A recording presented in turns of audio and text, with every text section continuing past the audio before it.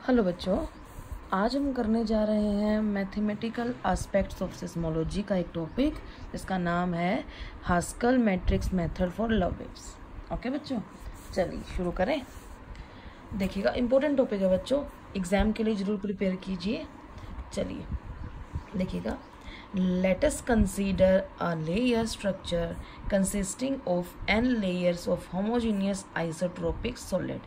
यानी कि एक बात तो कंफर्म होगी कि लेयर्ड स्ट्रक्चर है, इसका मतलब बहुत सारी लेयर्स बनी हुई हैं यहाँ पे, including the lowest semi infinite medium. दस देयर आर n-1 इंटरफेसेस, क्योंकि लेयर्स हैं तो इंटरफेसेस एंड 1 फ्री सरफेसेस। देखिएगा बच्चों, जैसे इसने एक फ्री सरफेस लिया है, ये first layer, second layer, third layer, fourth layer, ऐसे हमारे पास n-1 इंटरफेसेस हैं। ओके, फर्स्ट की जो है डेप्थ क्या है d1, सेकंड की d2, वैसे mth आ जाएगा तो m-1 और m के बीच में डेप्थ क्या है dm। ओके, और जैसे लैम्डा एम यू एम क्या होता है हमें पता है, लैम्स कांस्टेंट है। एम एम क्यों लगा रखा है, जैसे हमने अब तक क्या किया है, लैम्डा म्यू दिस। एम क्या है, mth सरफेसेस को दिखाने के लिए, lambda M mu M Lame's constant है फॉर mth लेयर। ओके बच्चों, एंड डेल रो एम क्या है बच्चों, डेंसिटी है फॉर द mth लेयर। ठीक है, कर पाएंगे। चलो, तो ये सब इसने बता रखा है। तो इसने कहा है जो बाउंड्री कंडीशन है वो दो तरह से हो सकती है, एक दो इंटरफेसेस, मतलब boundary condition on the interfaces दो तरह से हो सकती है। क्या, continuity of displacement and continuity of shear stress, जो पढ़ते आए हैं सेम, जो पीछे सारी प्रॉब्लम्स में पढ़ा है हमने सेम। चलें, देखिए बच्चों, जैसे हमें पता है कि एक बाउंड्री कंडीशन होती है, दो बाउंड्री कंडीशन होते हैं एक इंटरफेस के लिए। ठीक है, और दो इंटरफेस के लिए 4 हो जाएंगी, 3 के लिए 6 हो जाएंगी। वैसे ही अगर n-1 इंटरफेसेस हैं तो बाउंड्री कंडीशन कितने हो जाएंगी, 2n-1। ओके बच्चों, also there is one boundary condition for free surface, free surface के लिए एक बाउंड्री कंडीशन। चलिए, टोटल सिस्टम के लिए कितनी कंडीशन होगी हमारे पास, 2n-1 प्लस 1 ये फ्री सरफेस के लिए है, ये हमारे n-1 इंटरफेस की है। ठीक है, 2n-2 प्लस 1 तो 2n-1। ठीक है, there are n layered model के लिए 2n-1 बाउंड्री कंडीशन है। ओके, ये मैंने आपको बता ही दिया कि lambda M mu M be Lame's constant for mth layer, rho M be density, beta M हमने मान ली बच्चों S H wave velocity, and D M क्या है, डेप्थ, सब बता चुकी हो तुम्हें। ठीक है, हाँ, सी क्या होता है हमारा, फेस वेलोसिटी, के ओमेगा अपॉन में सी, ओमेगा क्या है मेरा यहाँ पे एंगुलर वेलोसिटी। ओके, जस्ट एक नई चीज़ हमने डिफाइन की है बच्चों, क्या, आर बीटा एम। अगर फेज वेलोसिटी बीटा एम से बड़ी हो जाएगी तो हम ये कंसीडर करेंगे, अगर फेज वेलोसिटी बीटा एम से छोटी हो जाएगी तो हम ये कंसीडर करेंगे। ओके, चलिए, तो सबसे पहले हम क्या मानते हैं, डिस्प्लेसमेंट। ये मैंने मान लिया बच्चों 0 VM 0, यानी कि बाई एक्सिस पे है हमारा displacement vector, be the displacement in mth layer. Okay, चलो देखो बच्चों, VM सेटिस्फाइज द इक्वेशन, पता है हमें तो ये इक्वेशन, नहीं पता तो बच्चों पेज नंबर 2, लेकिन पता है हमने ये सेकंड थर्ड दोनों यूनिट में किया है। तो del square VM is equal to 1 upon में beta M square, curly square VM upon में करली 2 VM अपॉन में करली t 2।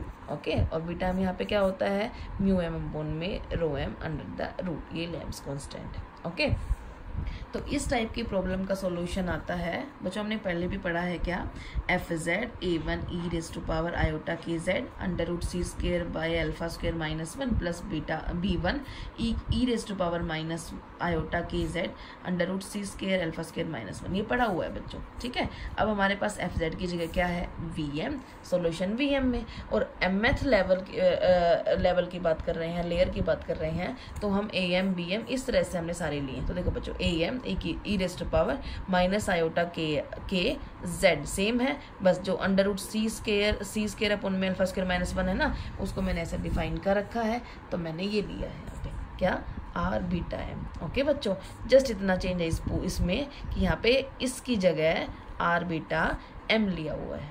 ओके, एक पॉजिटिव है एक नेगेटिव है, दोनों हमारे पास कंसीडर है। अब ये तो सॉल्यूशन बच्चों हम लेते आए हैं, फिर हमने पहले भी डिस्कस किया है ये कि अगर टाइम हार्मोनिक हो, अगर मोशन वहाँ पे टाइम हार्मोनिक हो तो हम एक फैक्टर यहाँ पे मल्टीप्लाई कर देते हैं। क्या फैक्टर है वो?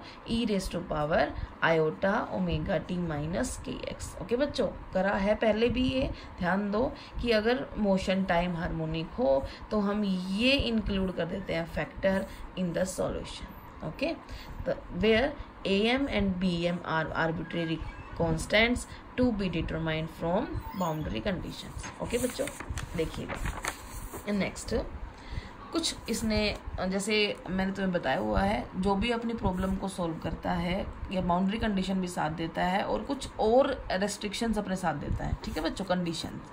Late us take the origin z = 0 on m-1th interface. सबसे ये हम यूज़ करेंगे बच्चों कि जब भी हम m-1 इंटरफेस की बात करेंगे तो z को हमें 0 लेना है। Okay, so the equation of the boundary is z = 0। Then equation of mth boundary will become z = dm। ठीक है बच्चों, एक ये याद करना है कि ये mth पर है और ये m-1th पर है, तो हम जब भी निकालेंगे तो वहाँ पे हम इसको यूज़ करेंगे। ओके, चलो नेक्स्ट। और ये तो बताया, ये पीछे लेयर है mth layer, m-1th layer, and इनके बीच का जो डेप्थ है उसको हमने dm से दिखाया गया है और इसलिए यहाँ पे z = dm लिया हमने। ओके बच्चों, चलिए बच्चों नेक्स्ट, जैसे हम vm, जैसे हमारा जो vm था, जैसे हमारा vm था, vm में लिख लेती हूँ बच्चों। क्या था मेरा vm? e⁻, एक मिनट, जस्ट अ मिनट, हाँ जी, vm मेरा क्या था बच्चों? यहाँ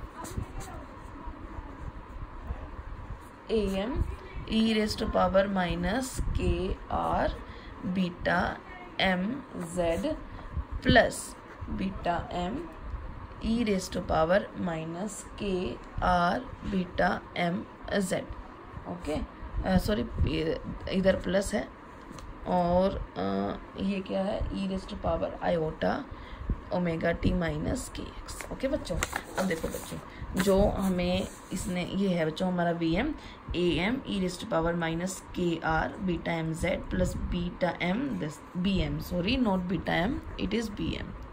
ठीक है, e⁻ kr beta mz this. Okay बच्चों, तो vm डॉट का मतलब क्या होता है? करली vm अपॉन में करली t। ओके, चलिए, तो टी के हिसाब से डेरिवेटिव करूंगी बच्चों, तो ये तो मेरा क्या आ जाएगा? सेम आ जाएगा। ठीक है, क्योंकि यहाँ पे टी का कोई फैक्टर है ही नहीं, तो यहाँ ये क्या आ जाएगा? टी का फैक्टर ये है, तो करो derivative e⁻ iota omega T minus के एक्स। ठीक है, और टी के हिसाब से डेरिवेटिव यहाँ पे कितना हो जाएगा? Iota omega. ठीक है बच्चों, और हमने क्या बताया था वहाँ पे कि ओमेगा किसके इक्वल है? k/c के इक्वल है। ओके बच्चों, नहीं देखिए इधर, k किसके इक्वल है? ω/c के, तो k = ω/c। ओके, तो ओमेगा यहाँ से क्या आ जाएगा? kc। ओके, kc आ जाएगा। ठीक है बच्चों, तो मैं क्या देख पा रही हूँ? ये पूरा एज इट इज़ है, यानी कि ये मेरा क्या है? vm है ना, तो मैंने लिख दिया vm डॉट, क्या है मेरा? पूरा vm है और क्या है? आयोटा ओमेगा है। इसका मतलब vm iota as it is, omega की वैल्यू kc। ठीक है बच्चों, अब इसने बोल रखा है कि vm डॉट बाय c, तो वो क्या हो जाएगा बच्चों? vm आयोटा kc अपॉन में c, c से c cancel, vm iota k। Okay, तो ये रहा, देखो ये रहा बच्चों, कर पाएंगे? चलिए, अब उसके बाद बच्चों देखो v डॉट c की हमने निकालनी है m-1th लेयर पर। ओके, यानी कि value of V dot C at m minus oneth interface. देखो बच्चों, जैसे m माइनस वन की बात की हमने, m माइनस वन, तो हमने एक छोटी सी कंडीशन ऊपर ली थी कि let us take the origin z is equal to 0 on m minus oneth interface. ठीक है, तो m माइनस वन, तो जैसे मेरा ये vm था बच्चों, अब z जीरो ले लो यहाँ पे, ये zero zero into something zero, तो e raise to power zero 1, same e raise to power 0 1, तो मेरा क्या बचेगा बच्चों, am प्लस bm, बाकी डेरिवेटिव तो सेम होना है, लास्ट में जब डेरिवेटिव में सिर्फ ये z जीरो लेना है। ठीक है बच्चों, तो am प्लस bm, ओके, और आयोटा के जैसे पहले वाले में यहाँ पे आया था वैसे ही आयोटा के आ गया है, जस्ट am प्लस bm वहाँ पे मेरा बन जाएगा। ओके बच्चों, चलिए अब ये क्या है, tau Z Y m minus one. Okay, तो टो जेड वाई, एक यहाँ पे एक फैक्टर मिसिंग है, E raise to power iota omega T minus K X, जैसे हमने पिछले प्रॉब्लम्स में भी किया कि वो फैक्टर रिपीट होएगा बार बार बार बार, तो उसको हम नहीं लिया हमने। ठीक है, तो देखो tau Z Y m minus one is equal to iota K, देखो बच्चों क्या होता है टो जेड वाई, एक बार तो जो डेरिवेटिव होता है वो किसके हिसाब से होएगा, y के हिसाब से, एक बार z के हिसाब से। ठीक है, म्यू इंटू, याद है, tau Z Y is equal to mu. ठीक है, कर ली u जो भी लेते हैं डिस्प्लेसमेंट वेक्टर u और w, उसका एक बार z के हिसाब से डेरिवेटिव, एक बार y के हिसाब से, ऐसे होता है बच्चों। तो देखो बच्चों, y तो यहाँ पे पूरी टर्म में ही नहीं है, कहीं नहीं है, तो ये डेरिवेटिव तो ऑलवेज जीरो, तो कर ली ये आ जाएगा मेरा म्यू कर ली u अपॉन में कर ली z। ओके, अब देखो बच्चों, mth लेयर की बात की है तो इसने म्यू को म्यू m से डिनोट कर दिया है, कोई दिक्कत नहीं है, नाम ही तो दिया है, म्यू m से दिया है, और इसका z के हिसाब से डेरिवेटिव करना है बच्चों, इसका z के हिसाब से डेरिवेटिव, तो क्या आ जाएगा यहाँ पे, am तो एज इट इज। ठीक है, जैसे मैंने vm का z के हिसाब से करना है तो मैं लिख देती हूँ यहाँ पे vm का डेरिवेटिव z के हिसाब से क्या आएगा, am तो as it is, e raise to power minus k are beta m z as it is, और जेड का हिसाब से डेरिवेटिव करेंगे तो क्या आ जाएगा मेरा, देखो बच्चों दिख रहा है ना साफ साफ, क्या आ जाएगा मेरा यहाँ पे minus k are beta M. ठीक है, सेम अगर मैं इसके हिसाब से करूँगी तो ये पहले पूरा एज इट इज़ आयोटा के आर बीटा एम जेड, इधर आयोटा के आर बीटा एम। ओके बच्चों, एज यूजुअल ये हमने यहाँ भी नहीं दिया क्योंकि रिपीट कर रहा है तो हम इसको छोड़ दे रहे हैं। ठीक है बच्चों, देखो बच्चों ये रहा, अब देखो यहाँ से क्या कॉमन ले लिया मैंने, आयोटा के आर बीटा एम। ओके, तो ये देखो ये रहा आयोटा के are beta M mu M. ठीक है, as usual m minus one की बात की है तो लास्ट में हम डेरिवेटिव करके z को 0 ले लेंगे, E raise to power 0 1, E raise to power 0 1, तो क्या आएगा मेरा, अगर मैं यहाँ से आयोटा के आर बीटा एम कॉमन ले लेती हूँ तो अंदर आ जाएगा मेरा minus A M plus B M. Clear है, क्योंकि ये जीरो नहीं, E raise to power 0 1, E raise to power 0 1, तो सिर्फ मेरा ये बचेगा बच्चों, ये रहा। ओके, ये रहा ई आयोटा के are beta M mu M minus A M plus B M. Okay, चलिए अब देखिए बच्चों, v बाय सी की value at on mth layer, ठीक है, या एट m इंटरफेस। ओके, तो क्या किया बच्चों हमने, अब m के अंदर क्या चेंज है, mth लेयर में boundary will become z is equal to dm, तो जहाँ जहाँ z है ना बच्चों वहाँ हमने dm डाल दिया है, dm, क्योंकि देखो m माइनस वन पे तो z 0 ले लिया था, अब ये वाले सारे फैक्टर तो आएंगे ना, तो सेम डेरिवेटिव करना है और हमने क्या रखना है वहाँ पे z की जगह dm। ओके, वैसे ही same to z by m है, क्या रखना है हमें z की जगह dm सब। ओके बच्चों, अब हमने एक फैक्टर को नाम ले लिया है के आर बीटा एम dm को हमने थीटा m नाम दे दिया है। ओके बच्चों, तो v डॉट सी एम क्या आ जाएगा बच्चों, कोई निकाल रखा है हमने, देखो v डेस m दे रखा है, ये रहा आयोटा के, इसको हम डॉट लिखो यहाँ पे बच्चों। ठीक है, तो क्या आ जाएगा आयोटा के ए एम, और इसको नाम दे दिया हमने e raised power iota theta m plus beta m e raised power iota theta m. Okay बच्चों, अब हमें पता है e raised power iota theta क्या होता है, cos theta plus iota sine theta. हाँ, तो ये तो करना हमें यहाँ पे देखो, iota k as it is a m cos theta m minus iota theta m and this. Okay, same to Z y m में भी हमने क्या किया, देखो आयोटा के are beta M mu m a m, इसको चेंज कर लिया, क्या cos theta m minus this this this. Okay बच्चों, सेम वी डॉट सी एम में कर लिया हमने, वी डॉट सी एम ये रहा। ठीक है, इसमें क्या किया हमने, मैं देख पा रही थी कोस थीटा एम इसके साथ भी है, कोस थीटा एम इसके साथ भी है, तो मैंने कोस थीटा एम को कॉमन ले लिया, यहाँ पे A M plus B M बचेगा। सेम साइन थीटा, तो मैंने यहाँ पे भी कॉमन ले लिया। कर पाएंगे बच्चों? ठीक है, सेम टू जेड वाई में कोस थीटा एम, ठीक है, कॉमन ले लिया, अंदर ही आ गए। ठीक है, चलिए बच्चों, वेरी इंपॉर्टेंट आर्टिकल देखिएगा, यूजिंग 4a एंड 4b। देखो बच्चों, 4a और 4b मेरे पास ये है। मैंने क्या किया बच्चों, देखो v डॉट सी एम जो कि था मेरा, ये रहा बच्चों, v dot C M is equal to iota K, इसकी जगह बच्चों मैंने A M plus B M की जगह, iota K A M plus B M की जगह मैंने ये पुट कर लिया। ओके बच्चों, तो देखिएगा ये पुट कर लिया। सेम टू जेड वाई, ये कंडीशंस पुट की हैं मैंने, देखो ये कंडीशन, इसकी जगह इसकी जगह इसकी जगह इसकी जगह इसकी जगह, इन दोनों में मैंने कंडीशंस पुट कर ली। Okay, got it. चलिए, देन देयरफॉर जस्ट देखो, ये हमने mth लेयर के लिए यहाँ लिखा। देखो बच्चों, कुछ भी नहीं है, जैसे मैट्रिक्स करते थे हम, कोस थीटा एम, ये दोनों सेम है, यहाँ आ गए, ये दोनों mth लेयर के ले लिए। देखो अगर मैं इसकी मल्टीप्लाई इससे करूँगी तो क्या आएगा, cos theta M V dot C, ये रहा। ठीक है, दिस इंटू दिस ये रहा, दिस इंटू दिस ये रहा, दिस इंटू दिस ये रहा। तो सभी इसमें सिस्टम में लिख सकते हैं बच्चों। ठीक है, ये लेफ्ट, ये दिस, ये ऐसे करके ऐसे सेम बनेगा। ओके बच्चों, ठीक है, इस मैट्रिक्स को मैंने नाम दे दिया बच्चों ए एम। क्या नाम दे दिया बच्चों, ए एम। कर पाएंगे?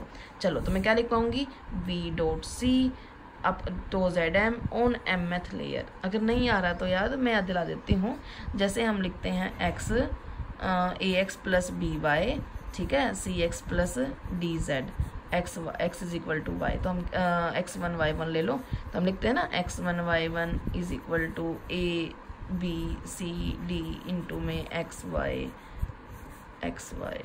ठीक है, तो क्या ऐसे लिखते थे, D A X B Y C X D Y, ऐसे लिखते थे बच्चों।